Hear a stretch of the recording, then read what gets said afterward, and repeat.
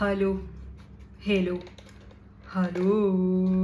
ಇವತ್ತೇನು ಮಾಡೋಕ್ಕೆ ಬಂದಿದ್ದೀನಿ ಅಂದರೆ ಮಾಮಾ ಅರ್ತ್ ಲ್ಯಾಶ್ ಕೇರ್ ವಾಲ್ಯೂಮೈಸಿಂಗ್ ಮಸ್ಕಾರಾನ ಟ್ರೈ ಮಾಡೋದಕ್ಕೆ ಬಂದಿದ್ದೀನಿ ನಿಮ್ಮ ಜೊತೆ. ಬನ್ನಿ ಟ್ರೈ ಮಾಡೋಣ.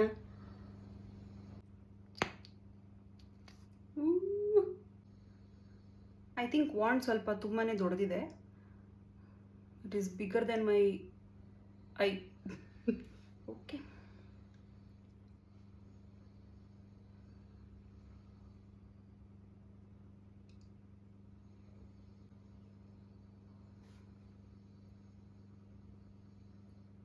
for lower lashes it is a little difficult to apply. ಸ್ವಲ್ಪ ಮೆಸ್ಸಿ ಆಗುತ್ತೆ, ನಿಧಾನಕ್ಕೆ.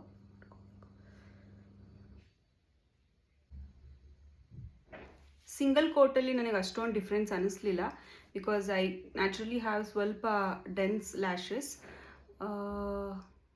But then double coat apply ಮಾಡಿದಾಗ I do see a difference. ನಿಮಗೆ ಚೆನ್ನಾಗಿದೆಲ್ಲ, it is nice. But lower ಲ್ಯಾಶಸ್ಗೆ I find it very messy. Apply ಮಾಡೋದಕ್ಕೆ ತುಂಬಾ ದೊಡ್ಡದಿದೆ ವಾಂಡಿದು.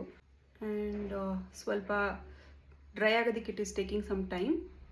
ಅಪ್ಲೈ ಮಾಡಿ ಐ ಥಿಂಕ್ ಒಂದು 3-4 ಮಿನಿಟ್ಸ್ ಆಗಿದೆ. But then it is still transferring and ಅದು ಸ್ವಲ್ಪ ನನಗೆ ವೆಟ್ ಇನ್ನೂ ಅನ್ನಿಸ್ತಾ ಇದೆ.